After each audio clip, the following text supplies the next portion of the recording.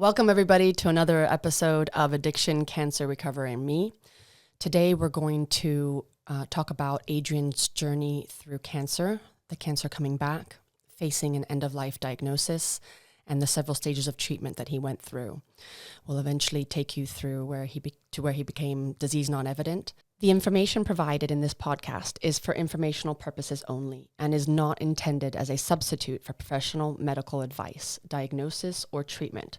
We are not medical professionals, although we have and will at times consult medical professionals. The content shared is based on our personal experience and research. This is Adrian's story from his perspective. So Adrian, we've talked about being in the grips of addiction. We've talked about the first cancer diagnosis, and you've shared your story of attempting to commit suicide, which obviously was a pretty significant stage of, the addiction and facing and journey to date. Today, I'd like to talk about the several different stages of several trials that you went through, essentially, and talking about the cancer coming back. So if you could take me through that initial moment you found out the cancer had come back, or the initial instances and how that happened. Yeah, first. Of course, yeah. So, basically it was one day, height of winter, where we had, it's probably a day to remember that most will probably remember, is about 5 years or so, where we had some really awful snow. And in this country, I think there's something that we do because everything comes to a standstill. But I can remember clearly shoveling snow on the driveway, and albeit I wasn't particularly a fit person at that time, but nevertheless, 2 shovels in, and I felt like I'd run 100 yards, completely out of breath, and I immediately thought something is wrong. But I continued, took my breath, took a knee, as they say, caught my breath, carried on, same situation. So, to be fair, at this point, based on my old behaviour, I just dismissed it as maybe I have a mild chest infection. I'm mildly asthmatic anyway, so I did the math and basically 1 + 1 come up with 3, but there you go. And it gradually got worse over the course of the next few days. I was struggling to even get up off the sofa, walk 2 or 3 foot without almost collapsing through lack of oxygen. So cutting very long story short, I ended up in A&E, and after running initial kind of diagnosis or trials, whatever you want to call it, tests, they run a set of bloods, they did some scans, but I could see through the way that there was 3 or 4 consultants in the room at this point, and I thought there's some quite heavy conversations going on, and I thought, okay, something is going on here. So they looked at my histology, and they put 2 and 2 together and said, we believe that the cancer may be back, and that it has metastasized, and that there could be something in your lungs, so we need to go through the MRI and CT process, which is what we did, and lo and behold, there it was, a small tumour within the lung. And at that point, it was just one? It was just one at that time. So I was obviously, the next process was, I was in recovery in hospital. I had to have a pleural infusion, whereas basically they put tubes into your chest. Well, the first process of it is because my lungs collapsed. I had 10% of just one lung working at that point. The rest were full of fluid. And did that happen sort of overnight? So from one moment to the next, you were shoveling snow, you felt fine the day before, no signs up to that point, and then all of a sudden, 10% capacity. Absolutely, yeah. Wow. But as I say, over the course of the next few days, it gradually got worse. So if I hadn't have gone to A&E when I was, that could have been another.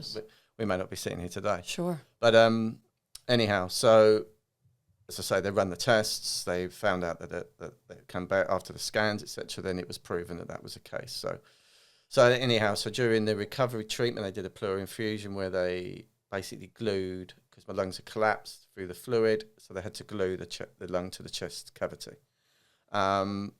And what they have to do to drain the fluid is insert a tube into your side, which was absolutely horrendous, to be frank. It's probably one of the worst experiences out of all of this as I can remember. In terms of pain, or just Yeah, in terms absolutely. of Yeah, it was horrendous. I wouldn't recommend that for anyone, but it had to be done. So as we do, you do what is necessary.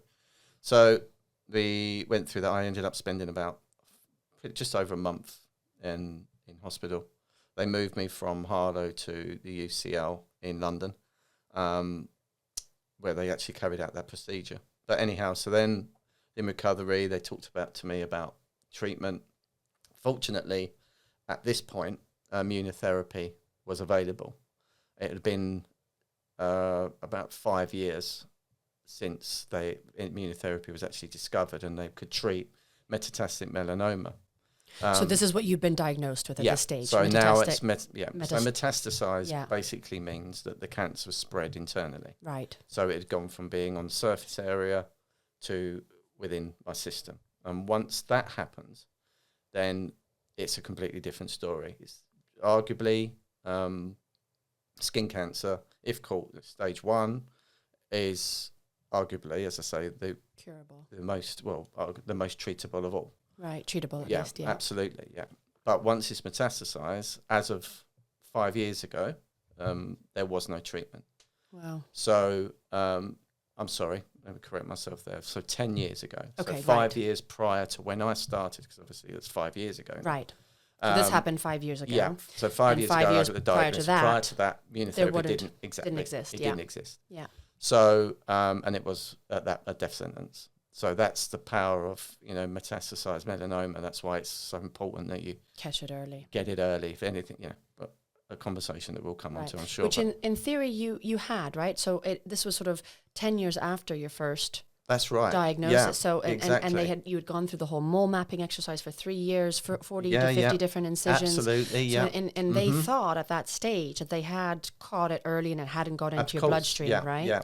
So this is now sort of a resurgence 10 years later of something that you all thought had been caught, but it turns out quite possibly something had happened. Something happened. We don't know what it was, but something happened 10 years later, and now you were. Now, whether there were dormant cells that they just weren't picked up, right? Who knows? I don't know. Or whether something just triggered, right? Whether the way that I'm wired, way that my, or the lifestyle in that 10 years. Oh, absolutely. Yeah. But nevertheless, something's triggering it. It's happened before, so. Right. Again, something I guess we'll get onto the basis of cancer and how it manifests and all of that stuff. We will come on to all of that. Yeah. But, to kind of continue the journey, so immunotherapy was discussed, a program, and they said it may well give you 10 years as long as you respond well to treatment. And, within reason, you're looking after yourself. There wasn't any particular guideline about that. But, as long as you obviously try to keep well, then there's a good chance that you could last the 10-year period. So my mindset at that point was, okay, well, I'll trust the consultants. I'll take their word completely as given. And as I try to predominantly is always look at the glass half full, kind of my mindset was, well, we've got 10 years. So within that 10-year period, medicine is constantly evolving. They'll find something else. So, and that might give me another 10 years. And then within that period, who knows, they may find a cure for cancer. Yeah, but there was definitely a sign of hope. Some semblance of hope there, thinking, okay, we don't, there are potential treatment, there are possible treatments here and possible, some options at least, and it didn't seem dire at that stage. No. Yeah. So at that stage, all of my faith lied within the medical system. I trusted my consultants implicitly. And to be fair, they have been throughout the whole journey. They've been brilliant. They've been, really good, really, responsive. Attentive. Attentive, exactly the word I'm looking for. Within the trial. So, basically, after as I say, I was released from hospital, and that's when the treatment began. So we then went on to a drug called Spartamizumab, that's correct. Yeah. Sorry, yeah. I think it was with chemotherapy tablets as well. That's correct. Yeah. So now this is a bit of a funny one, really. I can call it funny, but so the chemo tablets are proven that they work. Yeah. They kill cancer cells, and basically but there's a lifetime. Shelf life. Shelf life. Yes.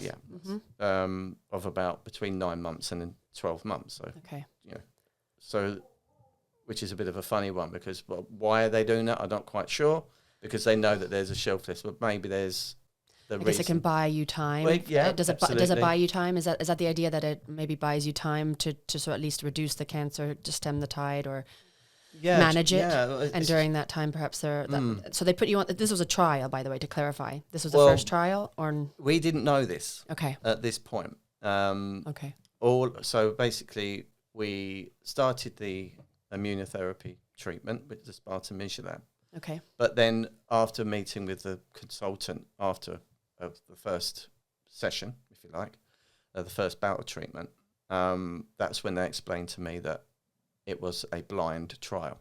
Okay. And a blind trial basically means that nobody within that circle, apart from the consultants and the lab itself, know what the current situation is, or whether, and what I mean by that is it's not how you are as an individual, it's how what the treatment is doing, what treatment you're actually having. Yeah. Because it could just be you could water. be on a placebo. It could, exactly. It could well be a placebo. So we didn't know that. Okay. So you didn't know prior to the first treatment that you were going to be put on a blinded trial. You were then told after the first treatment. Yeah.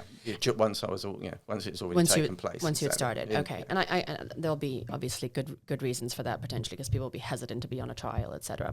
Yeah. And just to clarify also, so you were the trial consisted of giving you this new drug, spartamicillab, or we'll clarify how to pronounce that. I'm not sure if I pronounced that correctly. Spartamicillab, yeah. So the new drug that they were trialing in conjunction with the proven chemotherapy tablets. So it was a trial in conjunction with a well-known yeah, that's right. chemotherapy tablets, although the chemotherapy tablets had a sort of shelf life of 9 to 12 months, as you said. Correct, so after that 9 to 12 month period, they could and most likely would stop working. Oh, no, they do. They do stop. They do stop working. That's definitive. That is it. That's definitive. Yeah, which is, a crazy thing. But as I say, there's a method in their madness. Sure.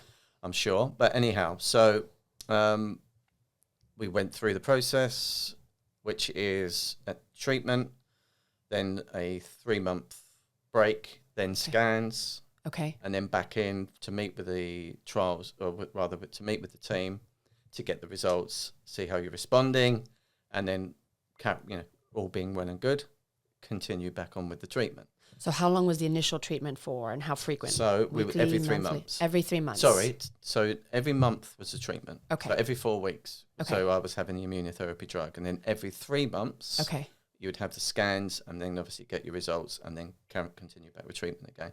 So that went on. First few months, had the scans. Great. There was shrinkage. So they could see that I was responding to something. Yes. And that went on. Next 3 months, again, there was more shrinkage. Okay. Tumours were getting smaller. Yes. Same again the following month, or the following 3 months, I should say. Yes. So we're 9 months now. Right. At this point, I was feeling okay, but it's important to note, which we will come into in more detail, is from my own perspective, nothing changed. All of my faith lied within the system. Yeah. I was in trusted, the treatment, absolutely. in the consultants, trusted in the the drugs. Trusted the drug, trusted the consultants, 101%. And I believe that I literally handed it all over. Yeah. And I just continued my daily, day in, day out routine behavior. And so, and this is a very important part, because at this stage, had you made any lifestyle changes? Nothing. So whatsoever. Were you still drinking? Were you? No. Fortunately, I was within sobriety at that time. Okay. So you had gone, so you were sober. Yeah. But in terms of diet, any changes? No, nothing. In terms of exercise or? No, nothing. Nothing. Okay. And in fact, so business as usual, except for going through the monthly treatments. Absolutely. I mean, as I say, ironically, if anything, I took my foot off the gas, even more so. My wife, bless her, she was bringing me cakes in. I was, I don't know whether it was a sugar thing. Well, it must have been, because I was craving sugar for some reason. And my wife was bringing me 2 cakes every morning before work. Wow. Because there was some side effects to the treatment at that Sure. point. So Sure. I was a little bit poorly. I was probably bedridden for a couple of days. Yeah. But Well, chemotherapy is known for being well, quite absolutely. severe, right? It's- And yeah, really yeah. destroying the good and the bad in order to sort of there you go. start from Exactly. scratch. Exactly. But So again, it is quite harsh. but I was relatively dismissive of all of that because Yeah. again, that's where my faith lied Yeah. within the system. That was a normal part of the Yeah, process. absolutely. Considered. Yeah, I don't have to worry about my health. Yeah. They're worrying about my health. They're looking after me, and I'm under their wing. Yeah. So I'll just carry on. I'll do what I want. Okay. Because Yeah. I'm superhuman in one respect because Being taken care of. I'm being taken care of. So. And was there any indication that you should change your diet at this stage? In any way? Was well, there any sort of guidance around? Hindsight, absolutely. No, there wasn't. There was nothing. Yeah. There was no advice. I mean, if I think it's fair to say that they always say eat your 5 a day. Sure. That's probably about as far. But as no it goes. major do's and don'ts. No. Okay. No. And that applied to sort of across the trial. Do you know how many people were on the trial with you at that stage? Not many. When I was initially put on, at this trial, Sure. which obviously I've got mindful of because obviously there's 2 trials on this journey. Several, yeah, So, exactly. Yeah. Oh, there you go. Yeah. So within this trial, I think there was probably around about 30 or 40 in your cohort that you knew of, yeah, let's say. yeah, There could have been yeah. others around the country, but that you knew of at least. Globally, there Yeah. was tens of thousands. It was it wasn't Sure. yeah. Okay. So there was quite a few on this one, Yeah. but yeah. So basically, the You get to treatment 9 was ongoing. months. So it got to 9 months. Yeah. Thanks for bringing me back. That's okay. In. So we got to 9 months. I interrupted you a lot. So. No, not at all. Just trying to clarify for both my purposes and the audience purposes too, because these are all important dynamics within your journey. Yeah, absolutely. Yeah, fair point. So, so basically, nothing had changed physically as far as I was aware. I actually felt quite well. Again, probably a lot of the fact that I'm a faith within the system. So there was a lot of negative thinking going on. I had a lot of trust there, so I could pretty much let everything else go. But that was my thought process at the time anyway. And anyhow, so this next set of scans, we're now past the 9-month period. And we sit down, everything seemed fine, consultant was smiling and waving, and we have a little chat as we was walking down the consultancy room. And then as soon as we got in and I sat down, the dynamics completely changed. And they said, we have to unblind the trial because there's a small sign of growth. Okay. This is at the 12-month mark now because it's 3 months after the 9-month so we're check-in. So we're about a year 12 in. months. Yeah. Yeah. So we're a year year in from your exactly. treatment, start of the treatment. So which is what they did. And it turns out that I was on placebo. So I wasn't actually having the spartamizumab immunotherapy drug. All I was having was the chemo tablet, which were proven to work for the 9-month period. And there we go. So straight away, my mindset is, okay, well, we've unblinded it. We've got to, we're now going to have to take you off of, or rather tell a lie, sorry. Their mindset was, right, we'll put you on to spartamizumab. Yeah. And there's unblind the trial and actually put you on the drug. Yeah, so they've unblinded it. They've realised that the whole crew, because no one was in anybody the team else? is aware. No, the nurses, the consultants. It's only the trials team and, the consultants are aware. It's the trials team and the consultants are the only ones that know. All the nurses and everyone else you're speaking to have no idea. Right. So you're in the dark there. But so they decided, right, so we'll put you on spartamizumab now. And of course, my mindset, I still have all my trust in them. Okay, well, I took the positive out of that. Again, the glass half full scenario. Right. Well, okay, well, I'm not on the drug. Of course, it's going to come back. Yeah, exactly. Chemo tablets are proven to work. They've done their job. So, this is fine. Yeah. We'll get on the drug and then that will start working and then we'll be back to where we should be. So we did that. We started the spartamizumab. Fortunately, there was no real more side effects than what I was already getting at that point. So that was obviously a blessing. But so we started the treatment. 3 months passed, felt much the same. Didn't seem any other issues. Business as usual, and the cancer was still growing. So spartamizumab wasn't working. And by this time, the tumours, there was, I think there was about 6 tumours within the lung, and it had spread to the liver.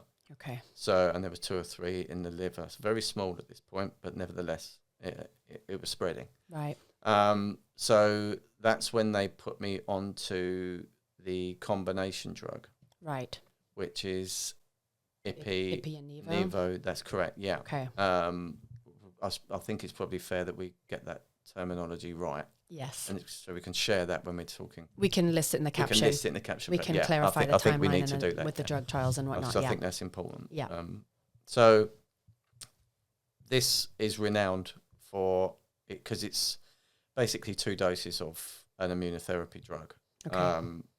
which are proven to be very disabling. They are Very aggressive. They make you very, and I was pretty much bedridden for the whole term. Wow. So we started on that. As I say, after 1 or 2 sessions, it's really started to kick in.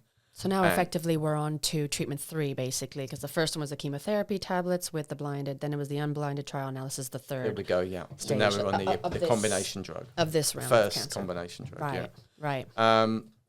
So we started on that. As I say, I was pretty much bedridden for 3 months. Wow. And typically, as I started to get better, was then the next round of treatment. So obviously we're still on the 4-week pathway, by the way. Okay. Of regards to treatment. Okay. Still 3 months for scans. Okay. And the pathway. So treatment every 4 weeks and scans every 3 months. That's correct. Okay. Yeah.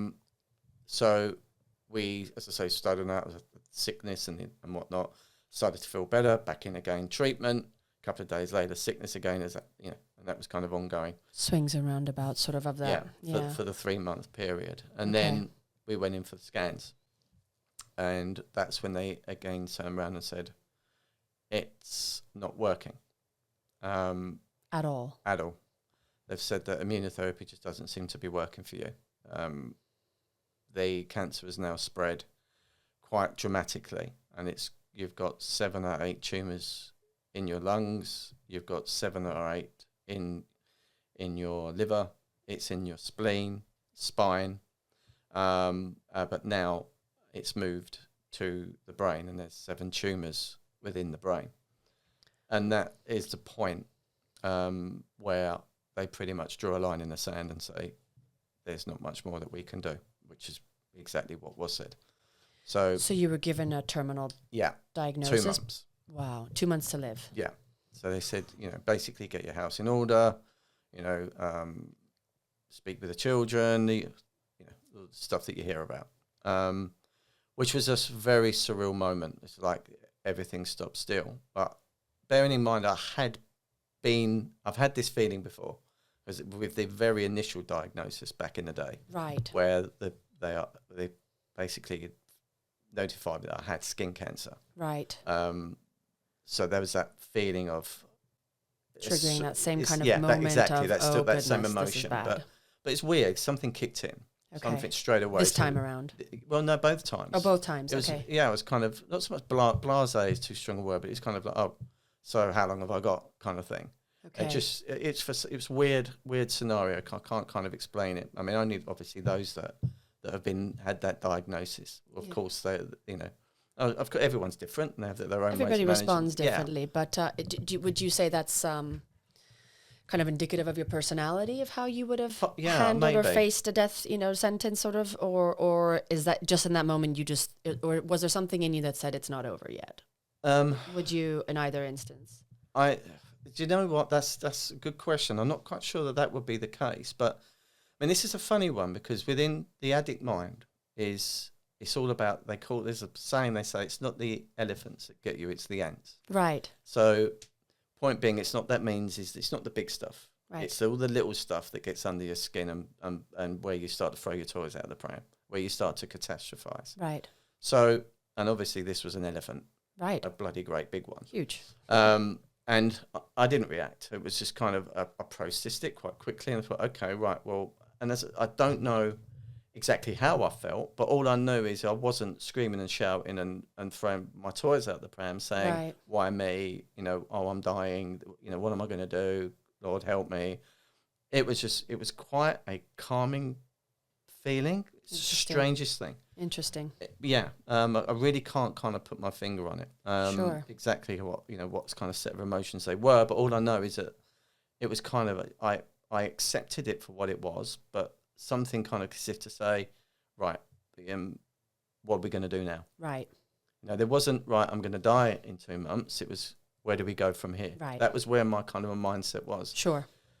And I think something switched at that point, and I thought the faith, I guess, within the system, and it's nobody's fault as such. It's just the fact that I was no longer going to be under their wing. Right. They'd made it quite clear that there was nothing that they can do at this stage. So nothing more. No, exactly. So I pretty much, this was quite quick. This wasn't a heavy, long conversation. Right. Where I was done and dusted in 5 minutes, and I was out the door. And any indication? Sorry, I keep asking this question, but I just think it's really interesting. We'll leave it at that for now. Any indication of lifestyle changes at this point? Because obviously you have a history of alcoholism, which you'd overcome by this point, right? You're in recovery. And at this point, you had already attempted to commit suicide, which thankfully didn't succeed at. But, that indicates a level of mental well-being that needs to be addressed. But there was no sort of, let's try and address some of these, the root causes of these things. No, not at that point. As I say, it's a very difficult to kind of dress it up or, package it in a way where I can explain exactly what was going on. Yeah.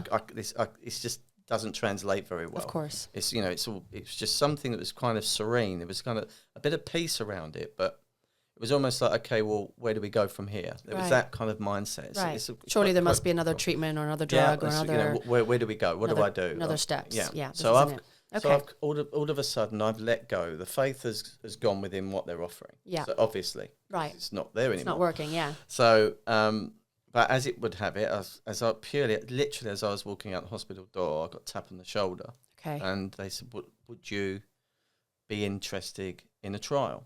Now, the purpose of the trial is obviously they're experimenting. We're guinea pigs. It's experimenting with new medicine. Yeah. So it goes through the animal stage and all those processes, and then it goes on to human trials. Right. Before the drug then becomes obviously either passes or it doesn't pass. It's scrapped or it then goes out. You have several phases. Absolutely. Phase 1, 2, 3. Yeah. So so this person tapped you on the shoulder as you were walking That's out. correct, yeah. Sorry, I lost my train of That's thought. okay. That's okay. So... And what did... They said, would you be interested in the trial? I said, it's quite invasive. You'll have to go through certain screening. But if, it may extend your life. You may be able to get another year or so out. So so straight away, hope comes into play. Sure. And your mindset changes in an instant. Yeah. So straight away I said, of course, you're offering me a lifeline here. Yeah. What am I going to do? Yeah, I've given. I don't have any other options, so let's go for it. Exactly, I was dumped it with both feet. I didn't consider the consequences. It wasn't important at that stage. It was just let's just crack on. Okay. Do what is necessary. So this is basically trial 4 of sorts. Yeah, absolutely. This is what you would call a true clinical trial. Okay. Human clinical trial. So. I had to go through the vetting process, if you like. So they had to do biopsies where they took samples from my lung and from the liver, multitude of different bloods, scans, screens, you name it. To qualify really for under the trial. microscope, exactly. Sure. Yeah. And fortunately, I came out the other side, and I got the nod, the go ahead to proceed with the treatment. Now.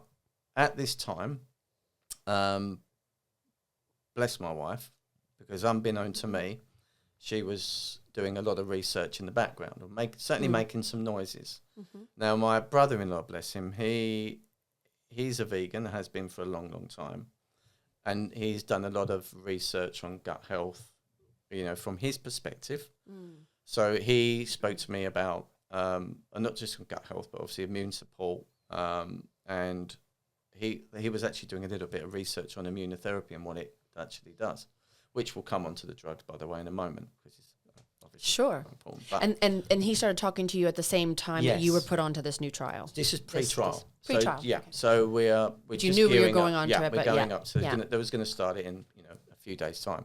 Obviously, they can't. I've got 2-month window, so we can't sit on our hands. No. Here. So it was all moving quite quickly. But at the same breath, as I say, wife was doing her research, brother-in-law was doing his research, talking about sugars, talking about his take on red meats, more importantly, bloody meat, and all the results that they've had with the links to cancer. Yes. Sugar especially. So straight off the bat, I started to take note of all these alternative suggestions. My wife got in touch with a Reiki healer through a friend, and unbeknown to me, where we were living, there was a spa just over the road. It's tucked away down a little kind of alleyway, but yeah, and I didn't even know it was there. So I was introduced to this guy, this Reiki healer, and he sat me down, and the conversation I emptied my heart. There was a few tears, to say the least. Of course. I really did open. There was something. I sat in his room. The power that was within that room the energy was quite something. I felt it. Yeah. We got talking, and he said, "Right," he said, "I'm going to put you on a program." Okay. He said, "I want you in here every day." He said, "I want you training. I want you swimming." He said, "I want a good 2-hour session every day." Working out, not just doing Working out, Reiki. yeah. This is at this point he's saying a full program of Well, integrating yeah, exercise and Reiki. as well as and also because the Reiki was why I was there to see him initially. Exactly. Yeah, But that's why I'm clarifying, because yeah, it of wasn't course. a 2-hour program of Reiki. It was integrating Reiki into a more holistic approach. You got it. Yeah, exactly. So it's a mixture of exercise and Reiki healing. So something resonated with me, and as we know, as we've been talking about, throughout this kind of journey so far, is spiritual tendencies, which I kept pushing away. They've always been there. So it's part of me. I knew that, but the ego steps in, and and as I said, I had my faith lie with the consultants and the whole of the system. So all of that was dismissed. But something within this room triggered something, and just by talking with this man who had quite an influence on me, things started to feel different within me, and all of a sudden, as I say, something clicked, and I thought, this is the path I want to take.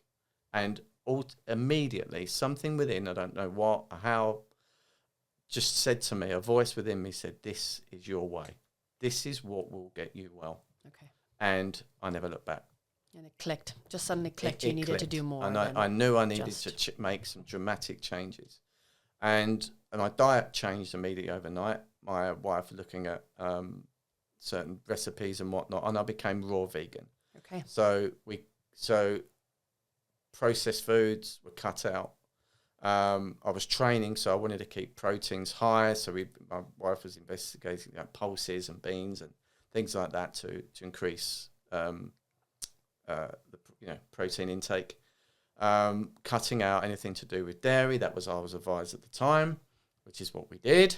And I was on this vegan diet. Within the space of about 2 or 3 weeks, I'd already lost about half a stone, because I was training now. I was swimming. I started off, I was swimming, I don't know, about 5 or 10 lengths a day. But that increased up to half a mile a day. Of course, yeah. Yeah, after 2 or 3, yeah. And this is, just for reference, this is starting from a base of, had you had any sort of physical activity in the 10 years prior? Were you a particularly active person? I mean, no, not were you in 10 years. particularly into fitness and athleticism before? So this is quite a change, let's say. Dramatic change. Dramatic change. All of us, straight into, There was no middle ground. It was straight in. Yeah. Both feet again. Yeah. So one thing that stuck with me is what I call him my guru, Sean. He said, basically cancer cannot survive within an oxygenated body system. That was what, his words were to me. So he said it's imperative that you get as much time in here, keeping that oxygen flowing. So certainly in the early days, we need to build that oxygen up within you. Right. So, which is what we did. So as I say, so that was quite intense exercise and whatnot. And slowly I started to get fitter and healthier. As I said, the swimming increased. Moving from, a few lengths up into quarter to then half a mile. So, amazing. Yeah. So I was quite pleased, put it that way. And the exercise. So was your wife, I'm sure. Yeah, there you go. Yeah, exactly. The weight was, But I went. Would you have said that you were overweight? I didn't know. Yeah, you then, I was. So. Yeah. Oh, really? Yeah, okay. Exactly. It's just I was gaining weight throughout the treatment because, as I said, I'd hand it over. Okay. I'd let go completely. And I was probably around about 13 and a half, 14 stone. Okay. Which is, I'm about that now, but it's... Muscle more than... Yeah, but it is, exactly. Yeah. It's there's probably about 20% body fat now, which is where I want to be. Yeah, that's normal. But we'll come on to all of that because there's... it's just good to have a reference of your starting point at that point, you know? Yeah, exactly. Yeah. Because diet and exercise are obviously essential for overall well-being. So it's an important part. Absolutely. So I was on the diet. Wife, Kelly, bless her, she was making like recipes of pulses and all natural stuff, all home cooked. I was learning. This is when I started to investigate a little bit more around gut health and immune support, which was, God bless him, my brother-in-law. It was his, that he was the one who introduced me to that. But again, because of his research within immunotherapy for me, without me knowing, so I'm always indebted to him for that. He said, that immunotherapy can have a detrimental effect on gut health, as well as obviously, which is, I say obviously, within the rooms and within medical know-how, so to speak, the immune system is shot. Yeah, it completely. does. Albeit it really does eradicate the good and the bad. The idea is that it eradicates the bad, and the good, so that you can replenish, start from scratch. But obviously, you have to do a lot to do that. Yeah, you have to, really. There's a big support difference. Your immune system. Well, this is it. It's all about immune support. So chemo, as you rightly touched on a little while back, wipes out everything, destroys everything, the good and the bad, with a view to start again. Whereas immunotherapy basically works with your immune system and it gets it overworking. So that's where the support is. From my perspective, doing the math, I thought, okay, well, we need to give that immune support, give that immune system as much support as I physically can. I see, yeah. So, okay, of course, diet was one thing coming to play, but then as I was doing more research, I took this on board now I took the bit between my teeth and thought, right, I'm going to hit this now. Yeah. Thanks, Mike. Great for getting me started. Yeah. Always appreciate that. Mike is your brother-in-law. Yeah, I'm indebted to you for that one. Yeah. But I'll take the reins from here, as I did. So I really kind of did my due diligence on gut and immune support. Obviously, there's the probiotics, prebiotics, etc. That's pretty much where I started. And then it kind of built from there, up to the point where, as today, I'm taking probably 100 supplements a day. 100 different supplements, or 100 total of, No, probably no. There's probably about 100 tablets in total I take. So it depends. Some of these, you'll take, for example, turmeric. I'll take. Okay. Now this is a way that I've done it. Now, of course, if you've got the time and the energy, and you can source these food groups from source, then that's far better. Yeah. Go to the having source. It from the original food source is best. But obviously, we can't all consume 100, or even if it's 25 different types of food groups in one day. It can be hard to get the sufficient amounts. And to be fair, a lot of the stuff that I'm taking, you won't, unless you want to hike out into the Amazon rainforest. I was going to say, unless you live in Brazil, then there you go. Yeah, exactly. you're not going to get You're not going to get that. Ashwagandha and a few other ones, which supplements, and we'll come on to all of that. We'll do a specific episode on that. We'll talk about diet and supplements and stuff. But so again, I researched, did my homework, did the math, worked out what I felt my body would need, and that, to be fair, that's constantly evolving. Okay. I'm taking bits out and putting stuff in depending on how I'm feeling. Right. Depending on where you are at your stage of the journey, absolutely. Right? So exactly.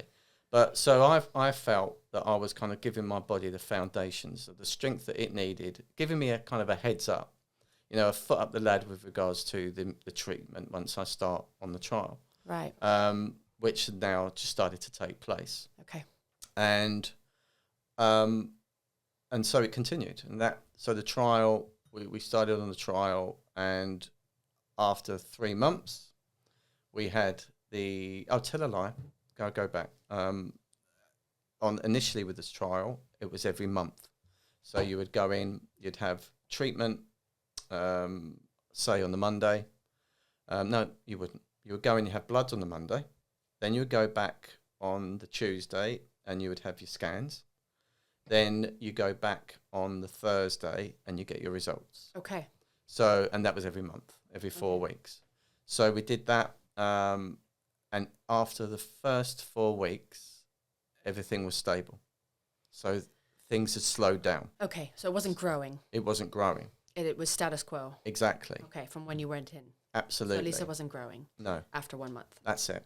So straight away, there's a big positive there. Because bearing in mind, do the math. If they're giving me 2 months, this thing is moving quickly. Yeah. This is progressing. Yeah. It's in the brain. It's manifesting as we speak, so to speak. It had gone ballistic. It had, absolutely. So the fact that it had stopped, or at this point it wasn't growing any further. Yeah. That's a big thing. And this is the first time since the chemotherapy tablets had worn off that it had not grown. Exactly. Spot on. So that was that was a big trigger for me. Yeah. And this is where the addict mind starts to come into play. Right. Because I'm thinking, hang on a minute, I've had 3 bouts of immunotherapy. Yeah. And nothing has worked. Right. Now I'm back on immunotherapy. Different one. It was spartamizumab. Yeah. The drug that did not work for me. Right. In the last round. Yeah. But it's with an inhibitor. So they're giving another drug, immunotherapy drug, to boost that spartamizumab. Oh, so this now clinical trial is back on spartamizumab? Yes. Oh, okay. That's interesting. So the first time it was a blinded trial. Turns out you weren't on it. You were on the placebo. That's correct. Second time you were then put on it for a month. Turns out it didn't work. It kept growing. That's correct. So then they take you off and they put you on IPI and Nivo. Yep. That didn't work. Nope. So now this person who tapped you on the shoulder says, we're doing another clinical trial. Yeah. But it's spartamizumab again. They didn't tell me that until I started treatment. Wow. Okay. Yeah. Interesting. So let's give it another go. But yeah. Okay, yeah, but and they with an inhibitor. With an inhibitor. Yeah, which is explain what the inhibitor is. So an inhibitor basically boosts the drug. In layman's terms, that's what it does. Okay. It gives it a kick up the backside and makes it work harder. And there are, again, this is this isn't a science-based statement. Do your homework, but if you so wish. But the most importantly, this is what we're getting a good gross here is. Yeah. Is what's working and what isn't working. Yeah. So and one quick, sorry, I keep interrupting. No, one quick other clarification is just because I want to be super clear as we can be at least.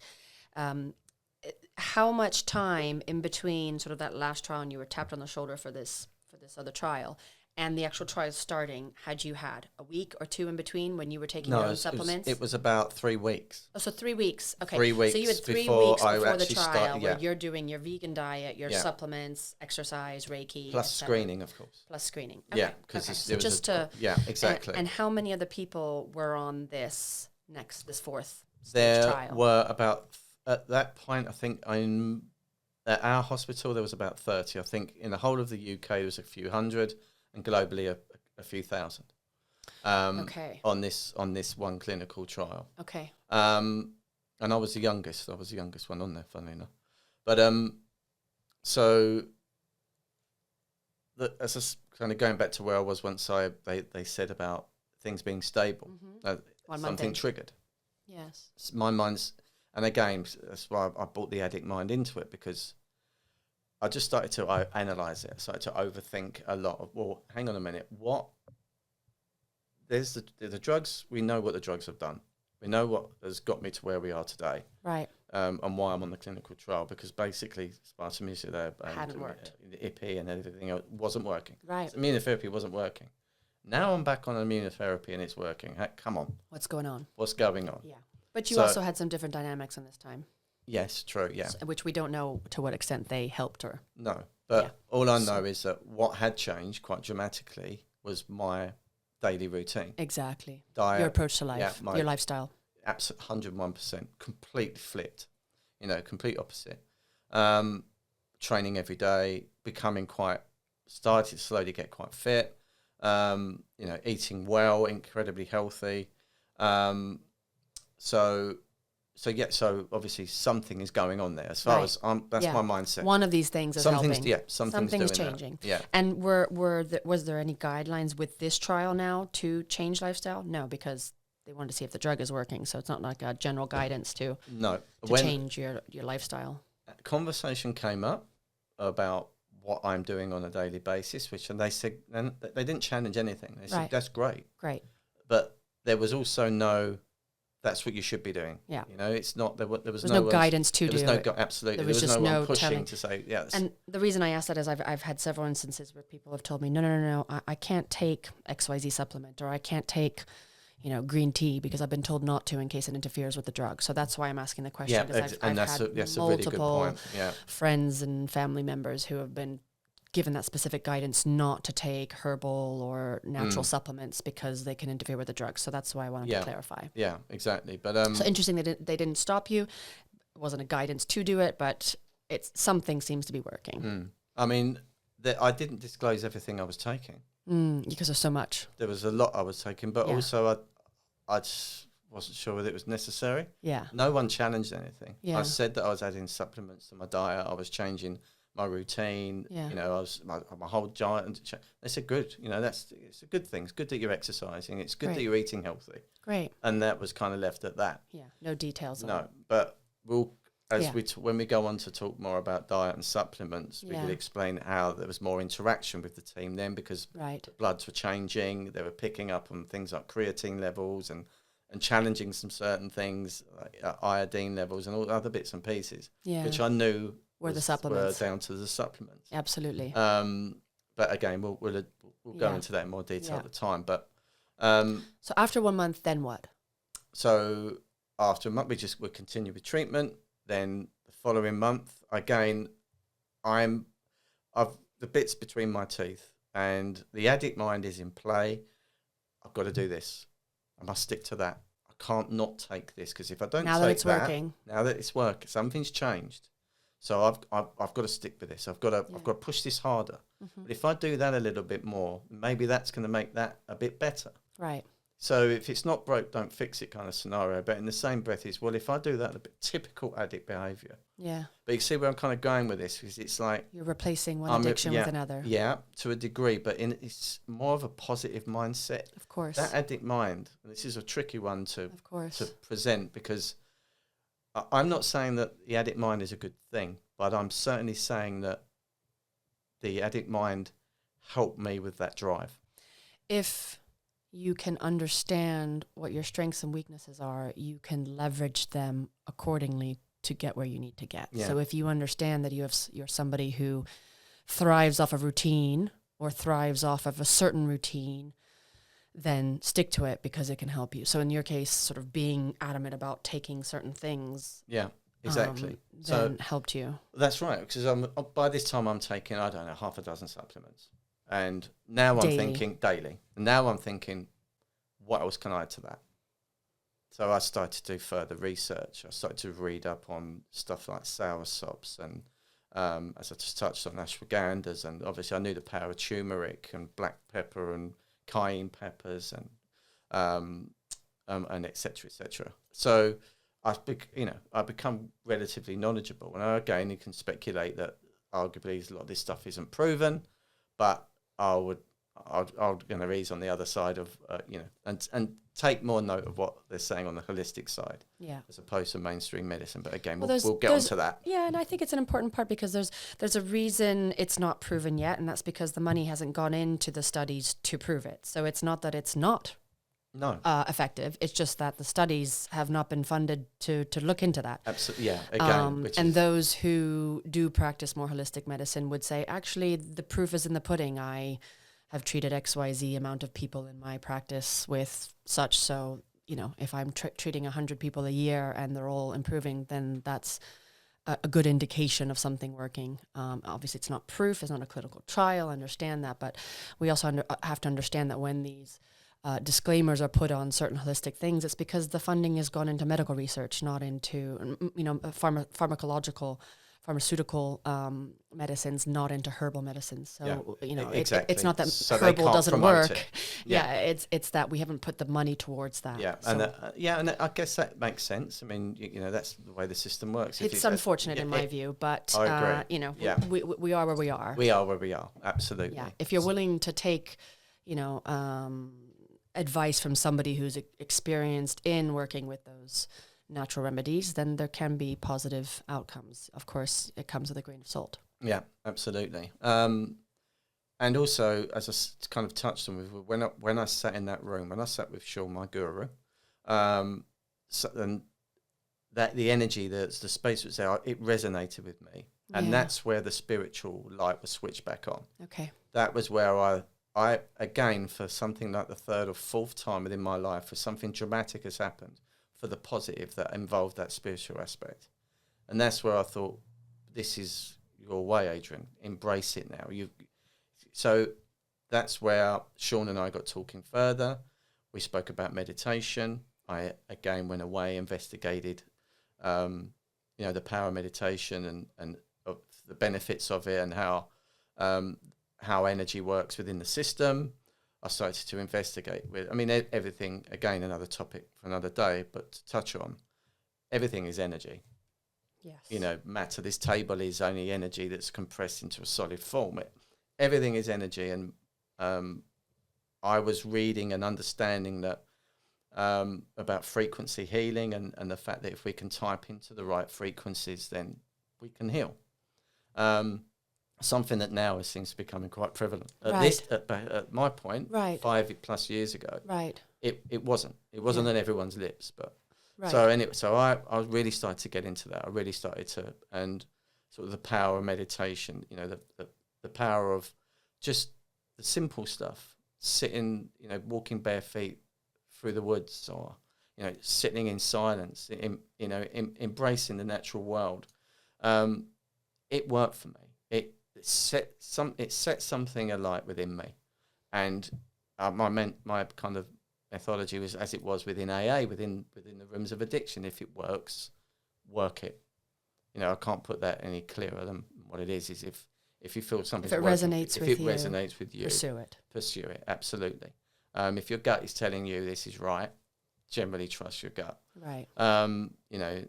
Not just, I'm not talking about from a physical aspect. It's just as the saying goes. Yeah. Trust your gut. We have a brain in our gut anyway. So that's, Absolutely. So, which is a really, there's a science behind it. Yes. So I got more and more into the spiritual side. Again, something that I wasn't aware of in the very early stages with Sean was his connection with Buddhism. Okay. So he was, as far as I'm concerned, he's more of a master than not. There's a lot that goes on with him that probably for him and myself to kind of keep to ourselves, if you like. But maybe I'll share a bit more of that as time goes on. But for now, we spoke openly about Buddhism and what the science is behind it. Well, it's not science; it's the philosophy behind it. Sure. And again, that resonated with me. And it's basically, it's a way of life. It's not a religion, it's a philosophy. Right. And he explained to me how that works, what it's all about, eliminating suffering, being good within yourself. It's, what you project. We said, well, all of the kind of the Buddhist way work, it kind of resonated with me as regards to a way of life. It ticked all the boxes for my well-being. That's the way to put it. Let's delve into that a little bit, because I think that's how you tapped into the divine and the spiritual is a significant part of your journey. That's as far as I'm concerned, this is a really important part, because when we are in the depths of despair, having faith, whether it's in a religion or other forms of faith, each person can define that as they want, really, because where we find faith is very individual. And I think, that's why we have a proliferation of different types of religions, right? Which ultimately stem from the core practice or the core belief of having faith in something that's higher than us and something that's grander and bigger than us. And talk to me about what that did for you, what tapping into the divine or tapping into the spiritual, how did that resonate with you, and where and why, physically as well as mentally, emotionally? I think the easiest way to put it is it just felt right. Everything about every aspect of the Buddhist way was how the true me felt you should be living your life. It's taking the ego away from the date, which I thrived on ego. That's, the drinking days or pre-drinking days, that's what kind of manifested everything into my disease. That's what brought the malady of the soul into play, that negativity, that is all through ego. But once I started to address that, once I started to look more within, which is what the Buddhist way is all about. Once I learned, and how I could work on eliminate suffering for myself before I can work on helping suffering within others, that give me, there's a true power within to push on. And as I say, it resonated with me in such a way that just things started to fall into place. I felt a lot calmer, which again, when you're having treatment and whatnot, the power of the mind, etc., is it's quite something. It really is. So I found that there was a lot more at peace. I started to study more around some of the actual practices within Buddhism, and I went to a temple and did my first Dharma rite, which that for me was what cemented the idea of Buddhism within my what is a Dharma rite? So a Dharma rite is basically where you clear a negative pathway, whether there's multiple Dharmas, there's Medicine Buddha, there's Black Man Jushu, etc., and all play a different part within regards to healing. It's all to do with lineage, removing blockages within a lineage chain. Lineage you could call sort of your DNA, if you like. People you'll find within addiction, it's quite often that the parents are addicts or the brothers and sisters become addicts. Right. There's a strong lineage connection. With a culture. Exactly. It's a culture thing. Partly nature, partly nurture, right? So you've grown up with it in your DNA, potentially to do with epigenetics and how they say things that happen within you, I think, go 7 generations back, as in whatever happened 7 generations ago will still impact you now because it's kind of in your DNA accordingly. But then there's also the nurture element, which is, growing up in an environment around alcoholics may give you or provide you a propensity to becoming one yourself, and sort of how that is nurtured because it's just normal, right? It's just what we do. We drink at every occasion, family occasion, celebratory event. It's all celebrated with alcohol, and so it's normalized, right? And to some extent, so there's a bit of both. But then, I mean, for example, addiction in my family, if we talk about lineage, right? It is rife, right? My brother passed through alcoholism, right? My uncle and auntie both passed through alcoholism. My cousin is in the height of it. As we say, it's everywhere. It is, and that I don't believe in coincidences. No. So, that's where it brings us back to lineage. And the whole point of the Dharma rite is to break that chain. Break the cycle. Break that cycle. Now, again, I'm not saying that everybody should become a Buddhist. What I'm saying is that I found that philosophy, that way of life worked for me. It resonated with me. That is the spiritual aspect that I wanted to follow. Right. I believe that you can be a spiritual person and not have a connection with Buddhism. Of course you can. You can just go by your life by being kind and loving to all, helping others, staying in the moment, not projecting, not judging, but I needed, with the addict mind, I needed something to change that dynamic. Right. And that's why, as I say, I keep coming back to that spiritual path, and I kept wandering, and as soon as I wander, I become sick. And then during my recovery of sickness, I then spiritual tendencies in whatever way come back into play.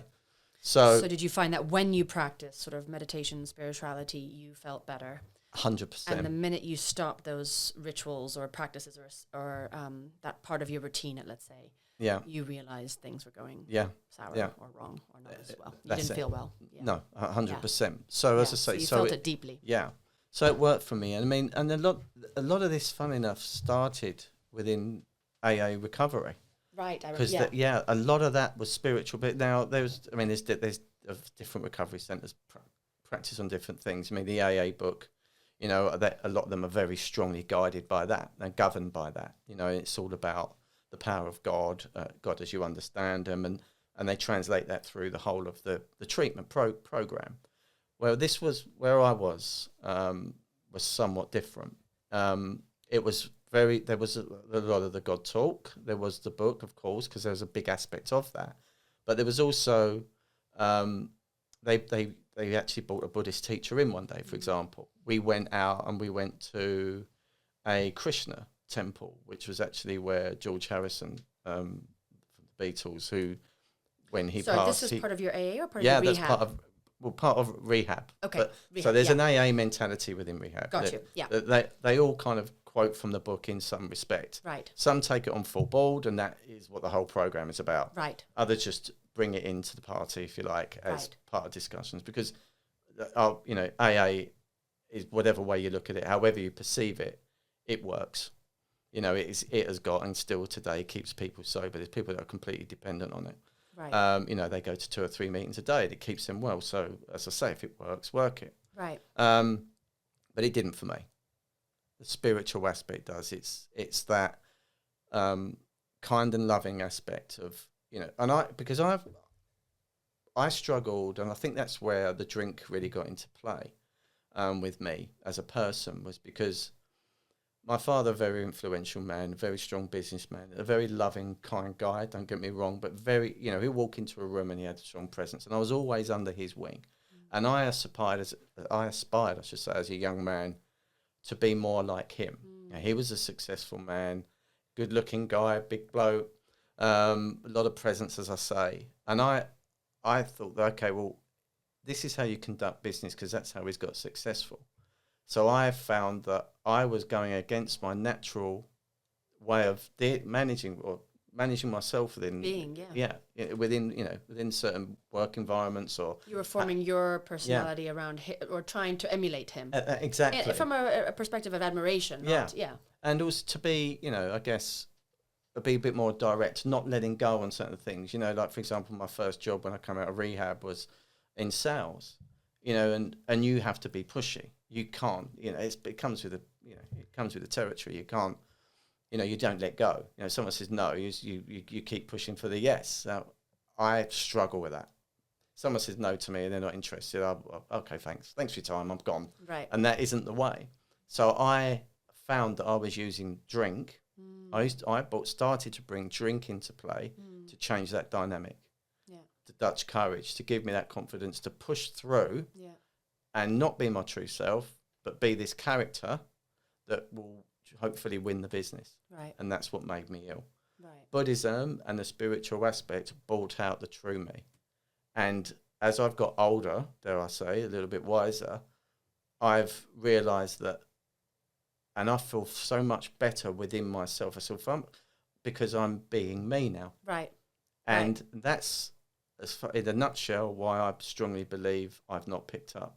Yeah. Because I can look back on the day. Yeah, we all have bad days. Don't get me wrong. There are times when I throw my toys out the pram. I've smashed enough plates on the floor.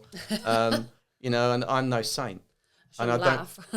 Well, that's true. But, you know, I'm not a saint. And that's quite a common thing that's said in the rooms. You know, we're not saints, we're human beings. Right. But in the same breath, that's what comes natural to me. You know, I have... you know, I want to naturally help others. I want to go. I get self-gratitude by seeing the pleasure in someone else's benefit, if that makes sense. I think that's quite common. I think that's part of the human condition, and whether we accept it or not is sort of the crux of the issue, right? There will be people who, I think finding purpose is ultimately, and it sounds trite these days because we use it in so many different ways, but I think finding purpose is one of the main sort of tasks in life, to find a path to being happy. I'm not saying that being happy is the end all be all. I think that that's just one of the side effects, if you will, of finding purpose. And I certainly, I found that true in myself. For example, when I wasn't leading a life of purpose, I wasn't really happy. It's not that I live to be altruistic. In fact, I don't think there is really. A friend said to me, there is no such thing as altruism, because ultimately, even doing things for others ultimately gives you pleasure. So is it really altruism? But I think there's an element of, in order to feel good in oneself, one needs to serve a purpose, right? Certainly intrinsic in the human condition, because if we don't have a purpose, then why are we here? Right. Granted, yeah. And so if we don't feel like we have a purpose or are purposeful, then it can lead to this sort of identity crisis that then leads us to all sorts of wrong paths, right? Because we're searching for our purpose. What is our purpose? We lead an aimless life. Yeah. Because without purpose, you don't have goals. Without goals, you don't have anything to work toward. And I think that leads to this identity crisis that I think is essential, and an essential part, not the only one, but an essential part to helping helping people heal from multiple forms of disease. And so I think it's an interesting. It's fantastic that you're talking about it here, because I think it can really. While people may find it a trite thing, what is purpose? Who really lives a life of purpose? Ultimately, finding the answer to that question can really help guide you through life and give you more meaning and therefore, guide your path. I think it's being true to yourself. Yes. And I think through being true to yourself is where that's the beginning of finding your purpose. Yes. Because if it's getting on that right path, and as I say, I was always on that wrong path because I was aspired to be something that I wasn't. Someone else, someone else. I was influenced by others, typical addict behaviour as well, and I wanted to be. Or it's not so much I wanted to; that's where I should be. That's where you thought. I need the big house. Yeah, you had the pressure. I need to support my family. Yeah. She wants the flash car. I want the nice car. We want the big holidays. Don't get me wrong, I still do to a degree. Of course. I do, but it's how I go about getting it that makes a difference. Yes. And for me, and as I say, this is as we keep saying, this is about what has got me to where I am today, and what's got me well. But I truly believe that spirituality lies within all of us. It's just within all of us, I should say. But it's just what percentage of that becomes your daily routine. Right. Now the basics are, gratitude, helping one another. But in the same breath, you have to put boundaries in place. But again, just bringing it back to the point of being true to yourself. Yeah. And it's the spiritual way is me being true to myself. And I hit hurdles along the way. I have had people that have been derogatory towards me. They've basically taken the piss because I've given an inch and they've taken a mile. Yeah. And initially, a lot of the time, I would get very defensive. I've been, how dare you scorn me? And I don't deserve this. Now I work it in a slightly different way. And now it's that's their stuff. And in fact, you know what? You've done me a favour because I've worked out where you're going with this, and that's not for me. Right. So that's where the boundaries come in place, and that's where, and spirituality can bring that out in you as well. It can, when you become more honest. Honest is a big thing. Yes. Honest and gratitude are probably honest with yourself. And absolutely. Then honest with others. Then that translates to honesty with others. Yeah. Exactly. Yeah. And that comes back to the identity. I think there's a level of self-awareness that is crucial to one's identity, right? So discovering what your identity is. So going back to, that almost sounds redundant. Let me rephrase that. By being more honest with who we are and what we want out of life, out of people, out of friendships, etc., then we can be more honest with others. But also in doing so, we, like you said, can then set clear boundaries of what we don't want, right? Because naturally, if you know what you want, then now you know what you don't want. And then it helps eliminate, for some, I think there's a real pressure to sort of stick with friendships because, well, we've always been friends, so I have to be friends with this person. But there's no acknowledgement of the fact that sometimes friends go follow different paths, and so therefore they Yeah, grow into different change. people. Yeah, People change, they have different experiences. absolutely. And it's okay to say, for example, actually, I don't think this friendship really serves me anymore, or my friendship doesn't serve them anymore, because actually we lead very different paths. And I think, it's just one example of how being clear with who we are and then letting go with anything that doesn't fit with that identity is part of being honest with ourselves. 100%. Because we can't all grow together in the same direction. In fact, most likely you'll grow apart. Even with our own partners, for example, it's part of letting go in divorce, right? Yeah, and that, as hard as that is, and as detrimental as it can be to kids, for example, sometimes letting go of a partner is essential to them thriving. I'm not promoting divorce here. No, not at all. But find, if you don't grow together, you will grow apart. So you have to constantly work at it, or accept the fact that actually you want very different things out of life, and that's okay. Well, you find again that within addiction, within recovery, a lot of marriages do fall apart. Right. When the person gets sober, because there's that codependency thing that's going on during addiction. But well, certainly from my perspective, and I think this is fair to say that this is kind of quite common practice, is that when you become sober, you have to let go of a lot. That you have to change. Something has to change. You can't continue on that same path. And as Einstein's theory on insanity is, keep doing the same thing over and over and expect different results. This is not going to happen. Right. So something has to give. You have to start putting boundaries in place. You have to change the dynamic of what's going on for you to get well. Yes. And however that comes into play. For me, as I say, coming back to the spirituality side, that's what works for me. And being true to yourself and doing what you love.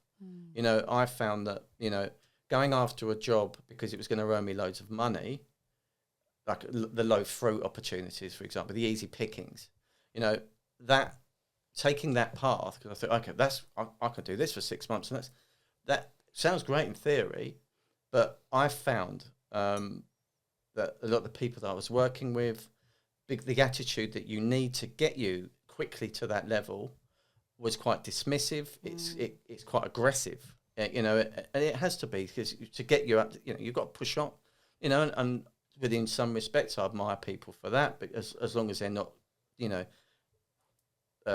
knocking people over along their way, then great. If that works for you, fine. I found out that doesn't work for me. Hence why I said I was drinking before I go into meetings to give me the confidence to say, no, sorry, I'm not saying no today. I need to walk away from here with an order, and if otherwise in a normal... Made you feel very uncomfortable otherwise. Very incredibly uncomfortable. Yeah.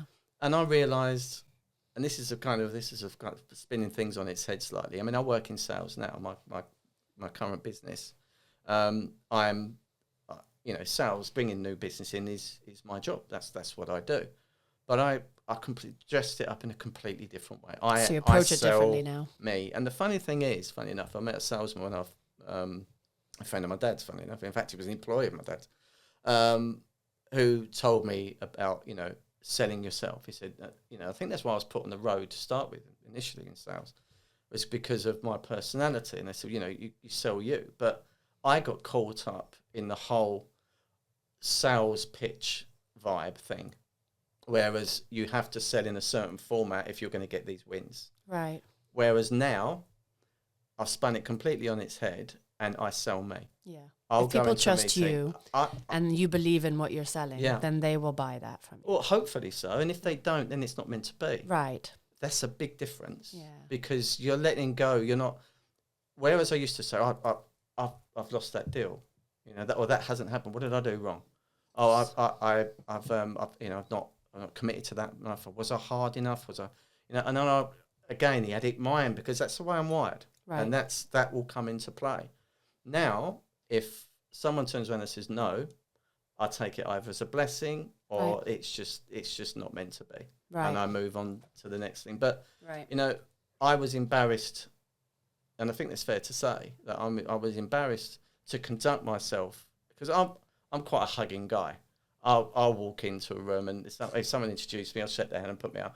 And I call people darling, and it's just my way. Yeah. And I know a lot of people don't particularly like, but that is how. And I used to shut all that off. Yeah. Oh, interesting. I used to close all of that off, and say, I can't be like that. I can't conduct myself in that way. I can't be over friendly.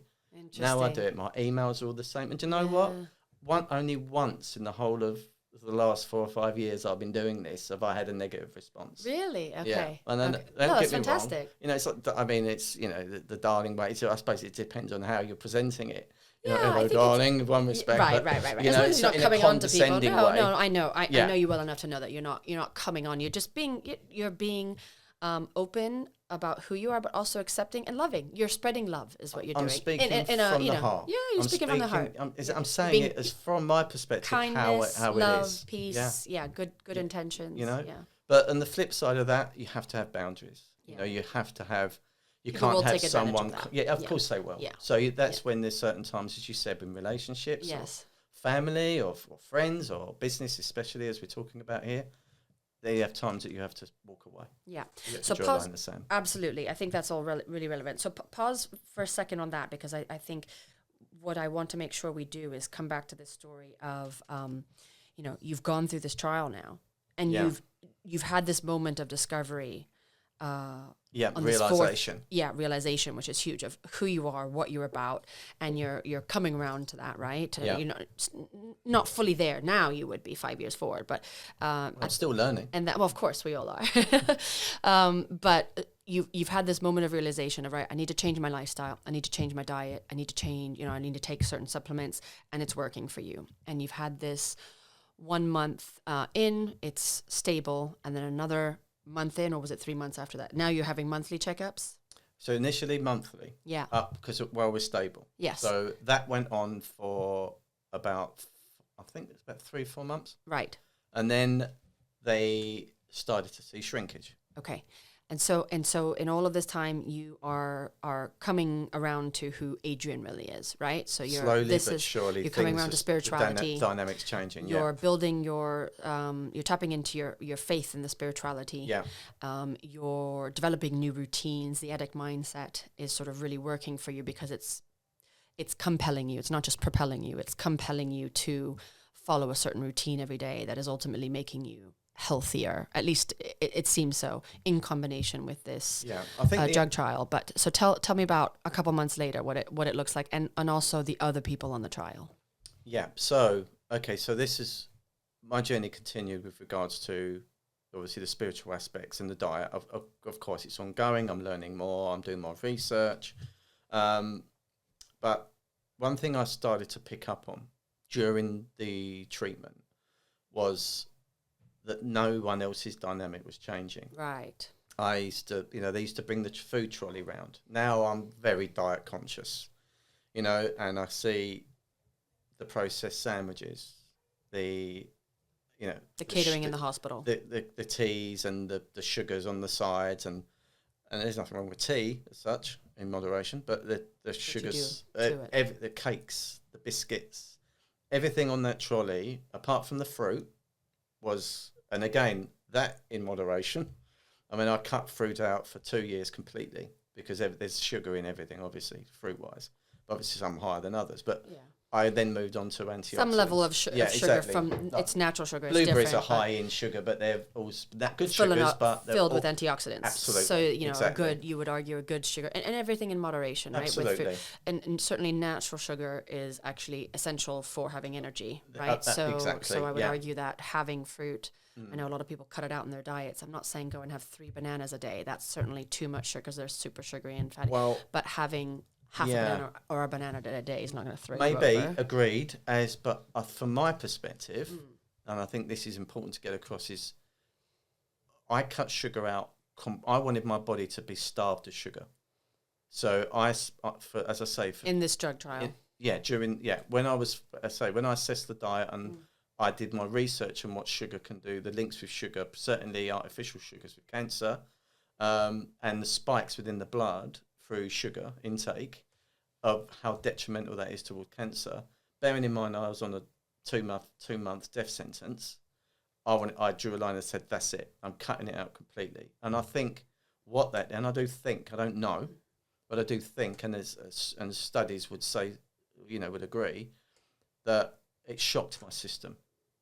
It changed the dynamics within me, and everything just changed. It's almost like it shocked everything, and my body went into, not ketosis, but it went into something that almost reset the clock.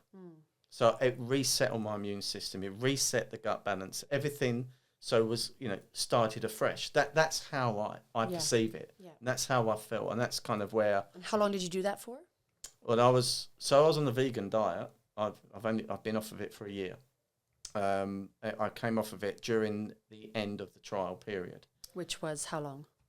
I was on the trial, I'm still under the care of the trial team, but I was actually having the trial drug for over 4 years. 4 years? Yeah.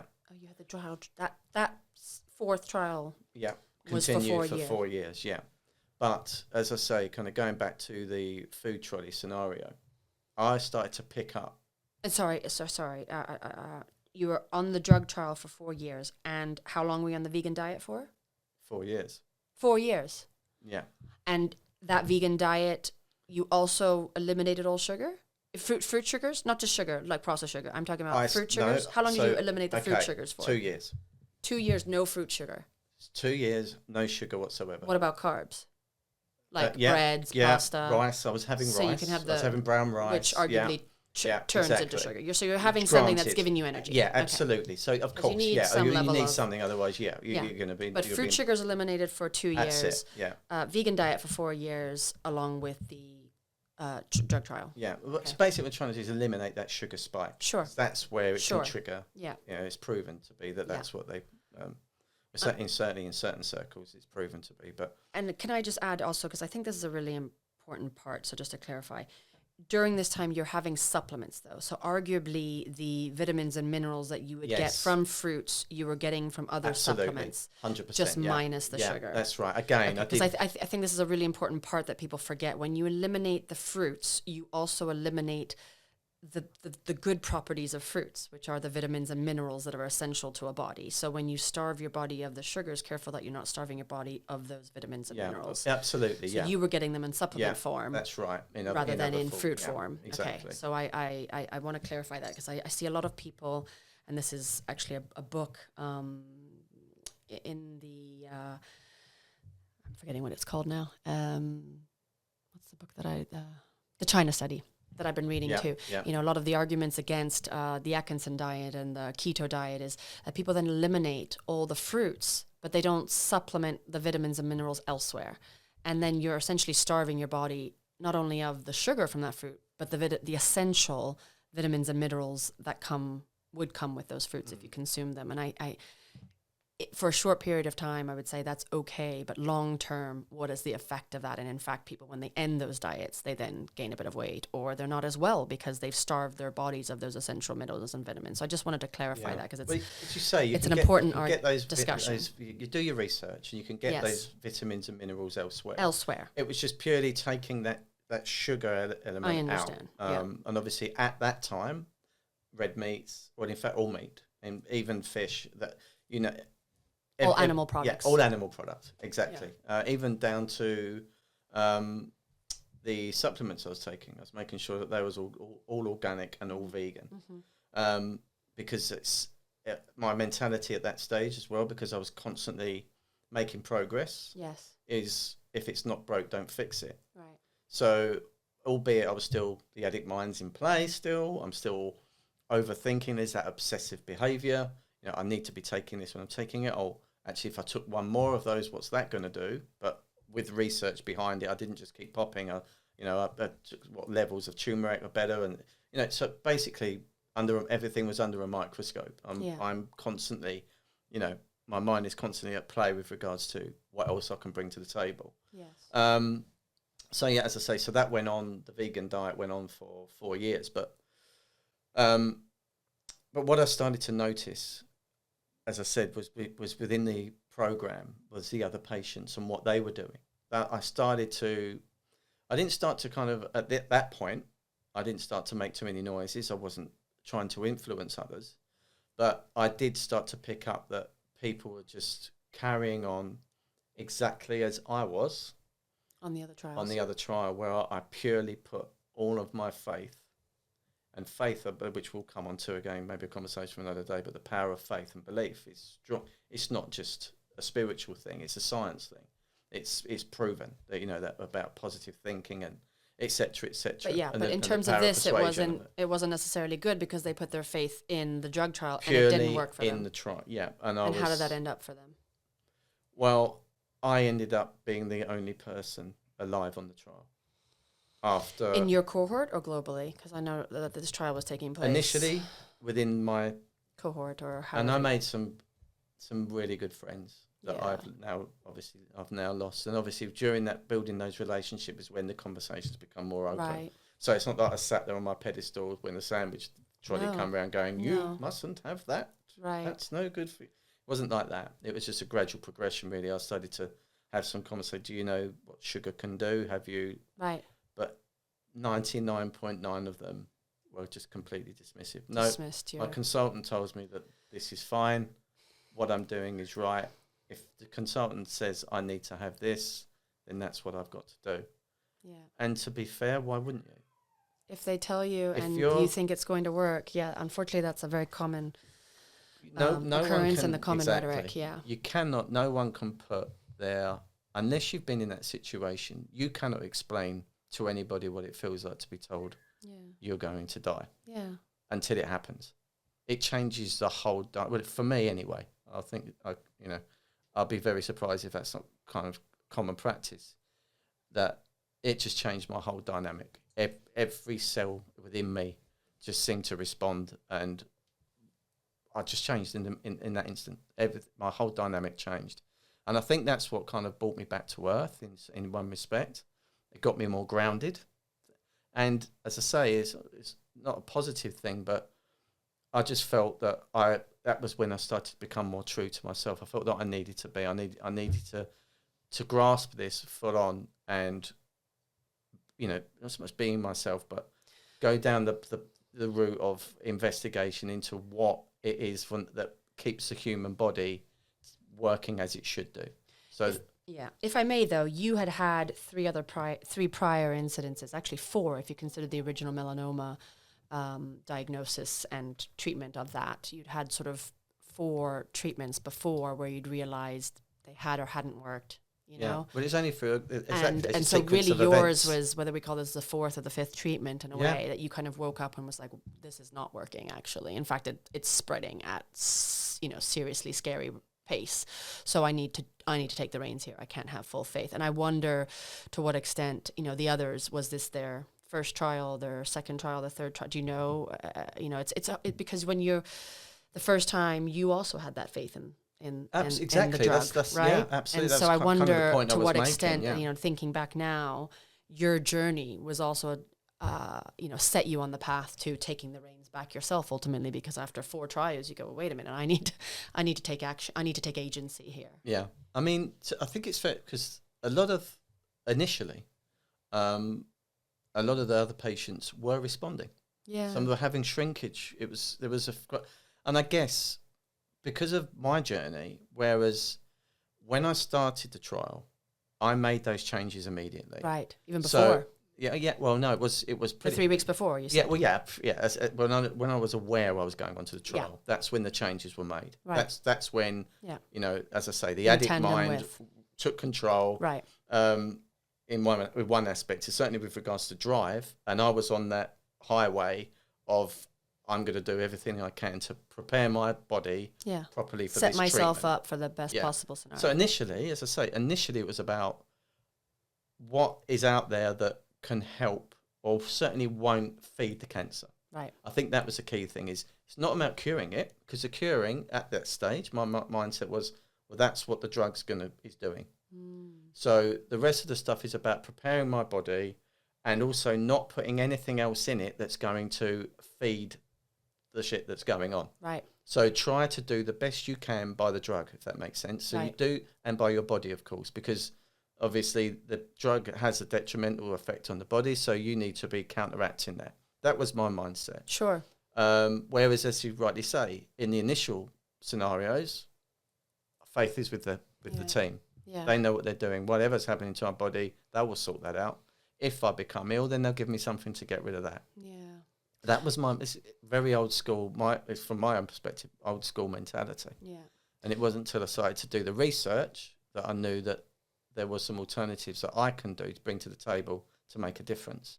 So at what point did the others, and I want to make sure and be really sensitive about this because, first of all, the prevalence of cancer is significant and growing, sadly. And second of all, the people that were on that trial with you, there will be family members who may be listening and have lost people, right? And that's a really tragic scenario and circumstance. And so being sensitive to those, Of course. how at what stage you were on this for 4 years. So at what stage did you start to see the others, sadly pass, and did you start to realize that these other lifestyle changes that you made were made a significant contribution? I mean, we never know for sure, but to the extent that it's also what other things you were doing that really helped you through. Well, I think the initial kind of stage one, if you like, of seeing the changes within the other patients, because it was like almost like a movie. I was watching this manifest in front of me. I guess the initial kind of part of it was the response to the treatment, the side effects. That's where the drug, which is why the drug never actually passed screening, which we will obviously come on to. Oh, so it didn't? No, it was, but it did for me. They continued giving me the drug again, which we'll elaborate on further. Sure, we'll go into it. We will, absolutely, yeah. So basically, the side effects were, they caused 2 or 3 fatalities to destruction of the gut within the space of a year. Okay. So the trial, everyone seemed to be responding quite well within the first sort of 3 to 6 months. Okay. And then slowly the people were having more side effects. What types of side effects? Gut issues predominantly. Destroying the gut, yeah. Destroying the gut. There was obviously, I think it's fair to say that there was other complications because everyone's individual, that each person was kind of, going breaking through. down a different way. Exactly, in different ways. But the common side effect was the damage to the gut. And I do believe that's why that the drug never passed the screening. Because as I say, we're all guinea pigs. That's the whole part of this process. Is you're on a terminal sentence here. Yes. We're trying to do is extend your life. We're not expecting, you're not going to walk out of here with a cure. We may get lucky. You may be the one that is, maybe on this one drug that is going to revolutionise the world. Who knows? But so it certainly wasn't the case. So within 6 to 12 months, you start to realise other people are unfortunately people weren't turning up, not surviving. And questions were asked. Where's so they're off the trial now because the side effects are too bad. Or if they weren't, then there was others that I was speaking with that were struggling because of the side effects or were bedridden. Now, I was in the gym 2 hours a day. The fact that you had the energy to do that too is quite remarkable. I was feeling well. I had no gut issues. Everyone else was arguably quite doubled up with pain on certainly, some of the conversations I was having with them. And as I say, with me, there was nothing going on. All the bloods were coming back fine. Obviously, I was responding well to the treatment. There was shrinkage was starting to show. And as I say, others were also showing signs of shrinking. So the drug's doing something. Initially, yeah, absolutely. But this was side effects were debilitating. And as I say, most people were starting to drop off. They were taken off of it. There was some of them are on 3 or other, people were put on statins, they were put on all sorts of other, pharmaceutical medicines to try and counteract what the drug is doing. And then obviously, I think it's fair to say, it's quite common knowledge to say that what they will do is give you another drug to counteract the effect. Because every other drug, certainly at this level, we're talking about some pretty powerful stuff here, that also creates side effects. So you're given a drug to fight a side effect, which has a side effect, and then they give you another drug to counteract the side effect. And it's just, and you find that before you know it, you're on a handful of tablets. Right. And do you really know what they're doing? All you're doing is taking something because you're told that should help fight that. Right. So I I could see people deteriorating quite quickly. And there was a feeling of guilt. And that, I think, when that guilt process started to take place was when I started to feel I need to do something more here. Okay. I have no evidence to say that what I'm doing is working, but arguably proof is in the eating. Right. Proof is in the pudding. If you're surviving, you weren't just surviving, though. I would argue you were not thriving, maybe, but certainly much better than you were going into the trial. And even before the original cancer diagnosis, at this point, had your tumors shrunk? Yeah. At what point did you get After to disease not evident? Or at what point did the tumors go away? So we started to see shrinkage after, I do believe it's month 3. Okay. We started to see, so we had stability from after month 1. Okay. And then after that, by month 3, things started to shrink. Okay. And that was everywhere. So at its worst, I think I had, crikey, I mean, it's difficult to put a number on it. 21 or 30 tumors? Yeah. 20 to 30 tumors? 7 in my brain, 7 in the lung, 7 in the spleen, 7 in the liver, in the spleen, in the spine as well. So, yeah, do the math. Somewhere between 20 and 30, plus.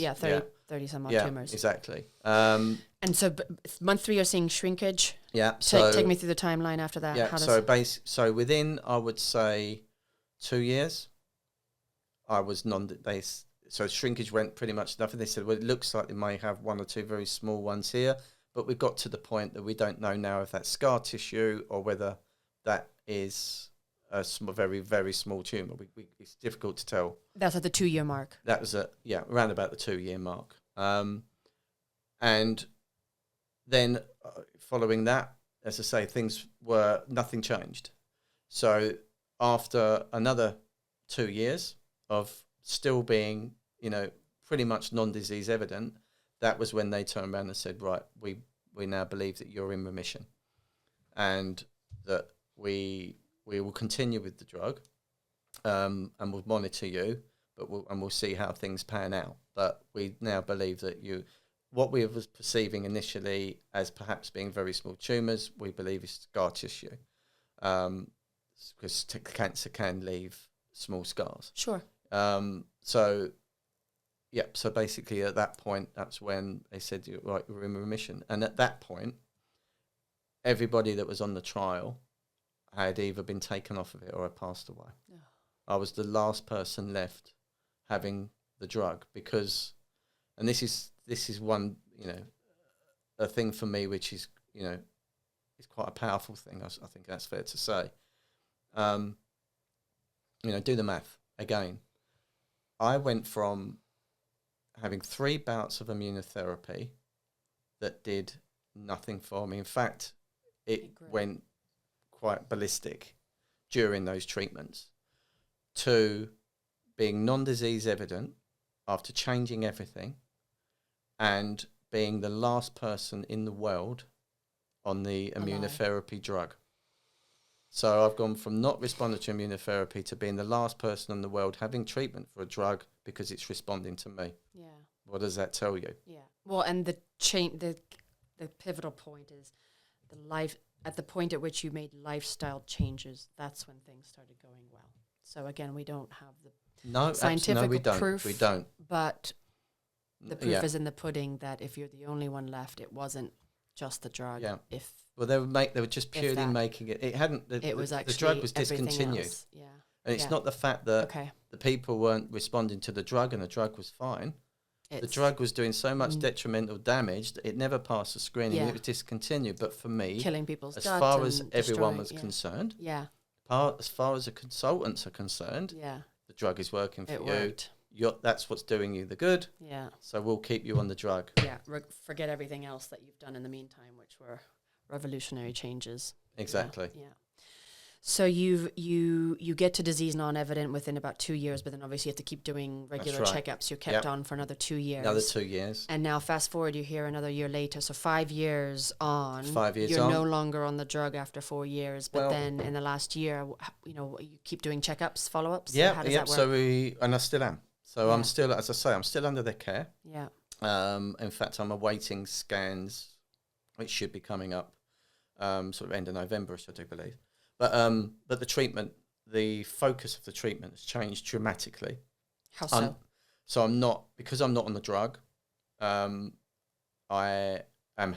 I'm not having the attention to detail, shall I say, Right. that I was having before. I mean, I was having 12 hours of blood being taken pre or post scan and pre-treatment, just to make sure that they check everything. It's like a Wellman test. Yes. You know, every month, which I'm blessed in that respect, because Yes. even if that, you know, Incredible just to have anything could be going on that they can pick up on. Yes. So again, I was incredibly blessed to have that going on. But yeah, so now it's how often are the checkups or so the checkups now are, we are having scans every 4 months. As I say, I'm waiting on the next one end of November, December, and then all being God willing, all being well and good, then we're going to 6 months. Okay. And then I think I'll have 2 bouts at 6 months. Okay. And then that's when I will be given the all clear. Okay. So we're doing, I say we as if I'm on this journey with you now. Oh, you are. I feel like you've taken me on it with you. Maybe the audience will feel the same. Now you're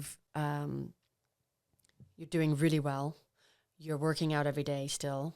Yes, my training is intensified dramatically. Okay. When I've gone from being overweight at probably pushing 14 stone. I mean, I'm only 5'7". Okay. You know, so you can imagine I was like a little weeble bobbing about. Okay. Without any exercise, terrible diet, as I said, sugary cakes, processed foods, you know, whatever I could, just convenience really. Right. To a strict diet regime. I mean, my diet has changed now. Right. And you've maintained that it's not just about diet, by the way. I mean, we throw this word around, diet, as if it's it's a fad. This is a way of life now. Your new way of life. Absolutely. I would say. Yeah, exactly. Just to clear. Yes, we can say diet, but let's be honest, it's a new way of life. Yeah, my medical program, as far as I'm concerned, eat, God willing, has stopped. Yeah. I'm under the due care and attention because they're still monitoring me. Sure. But that's as far as it goes. Yes. Just making sure it doesn't come back. The mindset within, I'm part of the treatment team and I'm having treatment. I'm not reacting to the treatment as such anymore. Does that make sense? Yes, you're not on the treatment. I'm not on the treatment, so I'm not. Now it's more about just a healthy way of and making sure exactly. Yeah. And that's where all of my energy now. Well, my energy lies in obviously staying well, but why we're here today, is getting that. That message out there that with some strength and dedication and research and faith, there are alternatives. So what would you like to say to your audience for the, we will all in some way, shape or form, unfortunately, be either touched by cancer or know somebody directly who is. Cancer is up 40% in the last 2.5 years in the UK alone. In the US, I think it's similar. And that's a dramatic increase year on year compared to I think it was 17% increase from year to year, the year before that. So these are startling numbers that we're seeing. It's scary. It's very scary. Yeah. And the whys and hows are debatable. And we can all have many theories on that we can talk about another time perhaps with experts on that, but the fact of the matter is it's prevalent, extremely prevalent, and each person will deal with it in a different way, and that's a very personal journey, understandably. But what message would you like to put out there to those who are or know who are facing a cancer diagnosis themselves, or know somebody who is? Because it's not, obviously you've gone through several trials and several stages of cancer over a 15-year period. But you've also dealt with addiction in the meantime. You've dealt with several members of your family who have died from cancer, several members of your family who have dealt with addiction. And so it's these are very tragic stories. And what sense of hope can you offer others who are going through this or might go through this? I think from a sort of self-realization perspective and, treatment-wise, don't just put all your faith into the system. Do your due diligence. Learn a bit more about the human body and what actually makes it work. Now, that doesn't necessarily mean to say that you embrace the holistic medicine as such, but when we talk about holistic medicine, I think there's such a Misnomer. There is, I think, where really all we're talking about is what the body needs from a natural perspective. You know, we're only talking about the good stuff. What basically feeds our soul and obviously feeds our body, you know, in a positive way. And it's not complicated. It's just understanding your own body.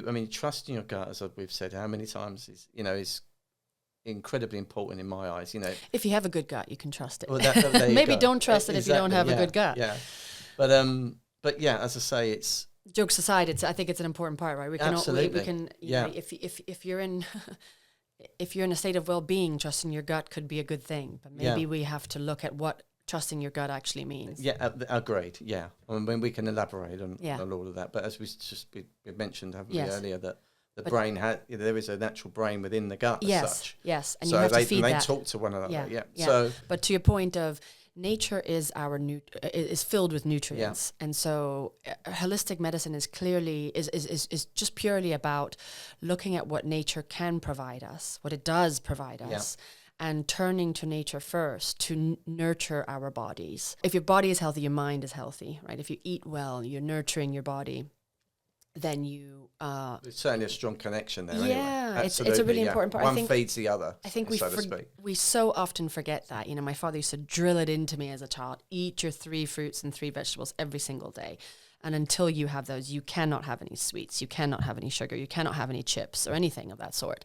And I look back now and I thank him, right? Because even if I veered away from that completely in my college years and, you know, drank way too much, I did eventually come back to it when I had a life-changing moment that dictated that I get a hold of my health and you know, do better by myself and do you know, live a more healthy lifestyle. And I've now come back to that, and it's helped me a lot. And it sounds like you've done that as well. You know, you've really tapped into what your body needs to not only get well, but stay well. And it's not just pharmaceutical drugs. It's actually look first to nature and what nature can provide us. And that's not to denigrate the medical profession in any way. No, it's to say we all... It's about unison. It's about finding something that's going to work along what you're already doing. We have to give our body the best chance it can to live if we want to live well. Yeah. I mean, you know, it's not rocket science, but do the math. If you're having treatment and it's destroying the gut, but then you're putting food and processed stuff, etc., into your system that also has a detrimental effect on on your, you know, the DNA or the basic, you know, workings of your system, then it's just going to have a detrimental effect across the board, isn't it? It isn't rocket science. Right. No, you know, if you just look at the basics of it, healthy diet, exercise, you're halfway there. Yes. But this is all about my perspective. It goes far, far deeper. You know, we're talking about a death sentence here. This isn't just about managing day-to-day life and being healthy. This is about changing the dynamics of what's going on to basically extend your life, or, you know, change your lifestyle so that you can basically live. Yeah. It's black and white. There was, again, from my perspective, it's black and white, because it's either, you know, you either do something dramatic or, you know, what else is working? Yeah. Nothing. Yeah. Something's got to change. So, you know, you had several incidences where your life could have been terminated. If we look at both the 2-month cancer diagnosis, the original cancer diagnosis that might not have gone so well, the you know, several instances, ultimately committing suicide, that could have been, of course, how we got out of that, I don't know. Survived that, we don't know, but someone was shining. And then the 2-month cancer diagnosis. Now, we don't want to rest on our laurels, and we're, you know, you take every day with, you know, a pinch of salt, and you're grateful for every day. I know we've talked about this a lot, but if you think about why you're here, do you feel like there is, I don't want to big you up too much because I know you're a very modest person, but I appreciate that you have a message to share here. And do you feel that do you feel that maybe this is a calling or a purpose for you? 100%. Yeah. I've always felt, as I said, I've always been quite a giving person. Something I've always kind of held back, or tried to put a block on, because, as I said, it's, you know, that's not the businessman way. That's not how I should be. You know, if I'm not going to get on if I act that way. So but as I say, as I've gone through this process, that realization has kicked in to say that doing what works best for me is what keeps me well. Yeah. Keeps you alive. That's what's kept not just me, well, it's kept you alive. What's kept me alive. That making those changes, going back to source, going back, going within, looking within, and understanding my makeup, what makes me tick. Yeah. And from a positive perspective, what do I like? What feeds my soul? And then capitalizing on that. Looking at the food groups, obviously, and knowing because everyone's different. So that's why, one important message that we're getting across here, or the most important message is, this is about what's worked for me. You have to do your own due diligence. That's why everything we're recommending, you get a second opinion on. Don't just go pumping supplements inside without doing a bit of homework. But as I say, I embraced my true self, and that, because what we're doing here, it's not just about, and of course, it's a crucial, one of the bigger part of the topics is surviving cancer. Yeah. To date, I must add, we're still on this journey. Yeah, we're still on the journey. Yeah, we always will be to some degree, but yes, we're still there. And things could change tomorrow. We don't know. Sure. My mindset isn't in that. But certainly going from 2 months to 5 years. Yeah, it's a significant achievement. Just a bit, and not just the reduction, but the elimination. So I think that's fair to say. So so. Sorry, I didn't mean to interrupt you. Go ahead. Not at all. So the big part of the message is... Yeah, as I say, but don't just have faith in others. You have to go within. Take it by the reins. Take responsibility. Take ownership. Take agency. Absolutely. But I also, again... And make the lifestyle changes. Yeah. But this is a journey through addiction and cancer, because one thing that which I know we're going to cover in a lot more detail, but it's the dynamics of that mindset of the addict mind, which is always, when you're in the height of addiction, it's always that pour me another drink attitude. The world hates me, I'm not good enough, et cetera, which obviously lowers your vibration. And that's where I truly believe the sickness comes into play. It's not just purely, don't get me wrong, it's probably the biggest contributor, but diet, lack of exercise, etc., definitely is going to make you unwell. Yeah. But as it's I said, being in a constant state of dis-ease. Absolutely, exactly. That's how I strongly feel. When you're not at ease with who you are in a state of dis-ease. Absolutely. And then when you can become at ease with yourself, and you're honest with yourself, and your daily routine and practice is within boundaries in play, but you're projecting your true self, and you're doing what you love, falling into a job. We're not talking about earning fortunes here, although if you get clever with it, why not? Yeah. But there's a brilliant program I watch in telly. I love all this stuff now, whereas there's two guys that, what they do is they're cyclists. I love engineering. I've got quite an engineering background, but I love anything mechanical and certainly anything that, pick fabrication and then making with their hands. There's these two guys who basically, they're both motorcycle fanatics. And what they do is, the show's all about, they'll go out around to, they call them sheds, like people, they're also other collectors. They'll go in, they'll find old bikes or bits of piece of bike or memorabilia. They'll buy it, they'll do a haggle, and they take it away, they take it home. They have a laugh, they're making it all up.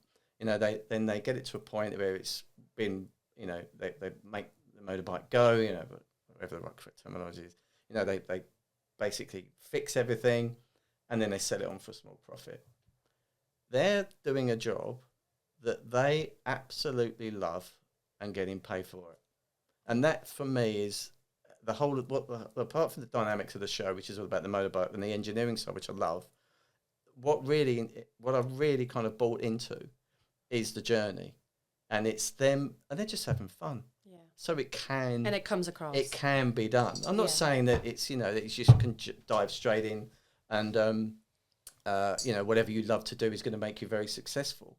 But there's a way you can get clever and look at the aspects of business behind what you like to do and kind of elaborate on that and do what you enjoy, because that's where you feed your soul. Well, it's also tapping into your talent, right? Yeah. So, and when you know who you are, you also know what your talents are. Exactly. You know not only what makes you tick and what you're passionate about, but also what you're good at. And sometimes you can marry those to a point where then you are rewarded for your talents. And I think that's really what we have to make sure everybody, what society should be focused on is ensuring that kids from a young age understand what their talents are. It may be hard to distinguish at age 5, but certainly by age 10 or 15, you sort of get a sense of who a child is and what their talents are, and help them, nurture them and, develop them and hone them and use them to then be their best selves. And they may not pursue it until they're 35. They may change. They may develop other talents along the way, and that's absolutely fine. That's the whole point of life, is right. Discover new talents, develop new talents, and then leverage them to use your talents to your benefit and to others' benefits too. Yeah, because I think it's society. Unfortunately, we don't do that. No, we don't, because we're taught to believe that we have to do certain things in a certain way. We tell them to follow a certain path. To contribute to society. Well, there's nothing really stopping you from doing what you want to do and still contribute. It's just got to get clever with it. Yeah, exactly. But this is all, obviously the big part of this is about the addict mind. Right. And it's how to develop that addict mind into something positive. Right. But you have to look at the foundations of where that addiction comes from. And most addicts, they say in the rooms, look for the similarities, because there's a lot. There's a common trait between all addicts. We're all wired a very similar way. And it's breaking that cycle. It's bringing something into your daily life, your routine, that rewires that mindset. And the foundations of that, I truly believe, is where humility, gratitude, and helping others comes into play. And truly learning to love yourself. And you can only love yourself when you're doing what you feel is the right thing. Yeah. I think that's a beautiful note to end on. I think that's a very, very nice summary of your journey and how, what's brought you here today and what's kept you alive. And I hope that our audience, I know our audience will resonate with that, and I hope we can expand on all of these elements in future episodes. I hope so too. Thank you so much. Thank you.